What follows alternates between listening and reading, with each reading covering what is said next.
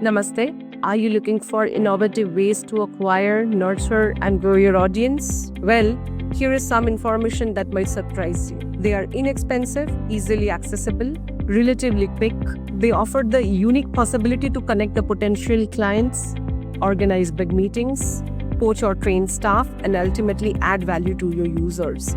But the big question here is, how do you post the perfect webinar? Luckily, we have a few webinar statistics that may help you decide which day of the week works best for invitations, when to start promoting, how to pick the right date, how to engage your audience, and so on. Your webinar should be between 30 and 45 minutes long. People will only commit one webinar per week.